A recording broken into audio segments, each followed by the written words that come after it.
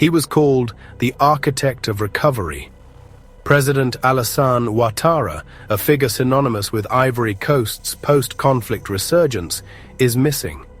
The silence from the presidential palace is a profound void, a stillness that speaks volumes of uncertainty and fear. The once bustling avenues now carry an undercurrent of hushed conversations, heavy with unspoken questions.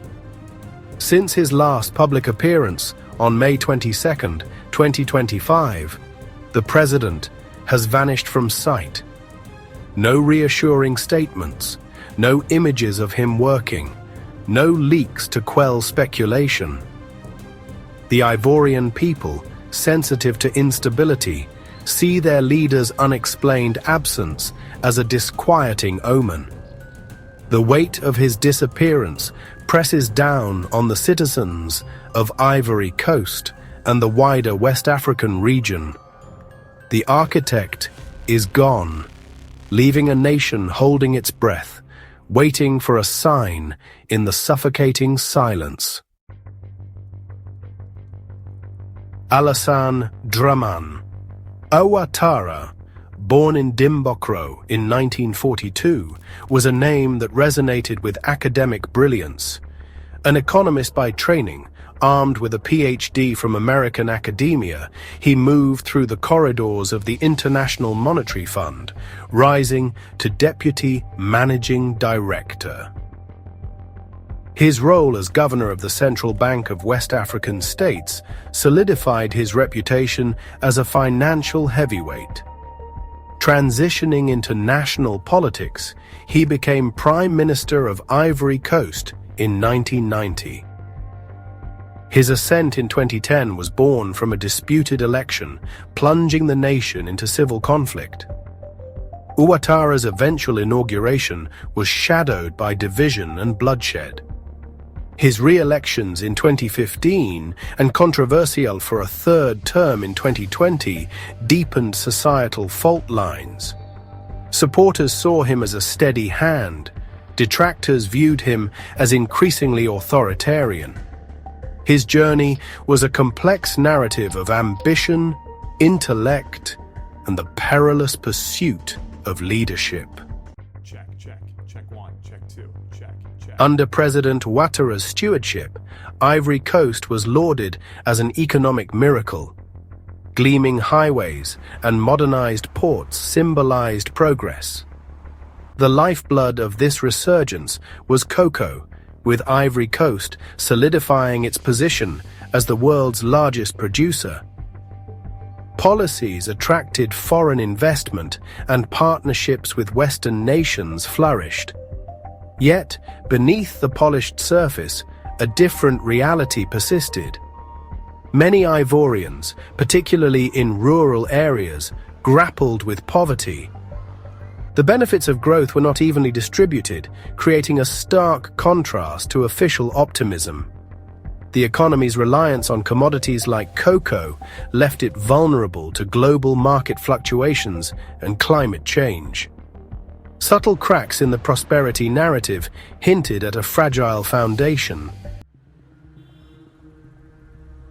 While the official narrative painted a picture of unity, the reality on the ground was more complicated. Areas like Yopougon and Bouaké simmered with discontent. Many Ivorians felt left behind despite impressive growth figures. High unemployment and socio-economic inequality fueled frustration. Ouattara's administration faced criticism for a heavy-handed approach to dissent. Opposition voices were marginalized, and activists reported suppression. Close ties with Western powers fueled accusations of neo-colonial influence. The expansion of AFRICOM activities in the region was viewed with suspicion. These undercurrents of discontent revealed a society grappling with unresolved tensions. The period leading up to Ouattara's silent departure was fraught with political tension. The question of a controversial fourth term cast a long shadow. Tidjane Thiam's disqualification from the election raised the temperature. Ouattara's private trip to France in March fueled speculation about his health. Widespread coup rumors and reports of violence in Abidjan created an atmosphere of unease. The government's visibility faded, creating a chilling prelude to the president's vanishing. The disappearance of President Ouattara triggered a perplexing international silence. Major foreign governments issued no strong statements. Global news outlets' coverage was initially muted. Embassies in Abidjan advised caution, underscoring the uncertainty. Within Ivory Coast, the absence of official information bred suspicion and fear. Theories about Ouattara's whereabouts proliferated, spreading through hushed conversations and social media.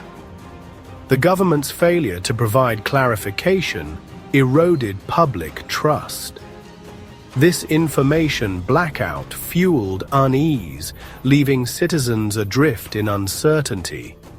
The silence from the top was a terrifying affirmation that something was profoundly wrong. Ouattara's unexplained absence casts a long shadow over Ivory Coast and West Africa. The reasons for his disappearance remain shrouded in speculation. Ivory Coast's stability under Ouattara has been significant for regional dynamics. A prolonged power vacuum could destabilize the region. The upcoming elections were already critical. Ouattara's disappearance adds profound uncertainty. This enigma underscores the fragility of democratic processes in West Africa. The economic implications are equally profound, potentially disrupting regional trade and investment. The Ivorian miracle could falter, exacerbating socio-economic grievances. The silence surrounding Ouattara is the sound of a region holding its breath, aware of its interconnected fate. But silence never lasts forever. What happens next in Ivory Coast could echo far beyond its borders, across the Sahel, across Africa, and across every space where power once hid behind performance. This isn't just about one man. It's about how nations reclaim their voice when the world stops listening. Let us know your thoughts in the comments. Do you believe Ouattara's disappearance is temporary, or something bigger? If you found this video insightful, like, share, and subscribe to Insight Africa for more truth beneath the headlines. As the African Diaspora saying goes, I am because we are, and we are because I am.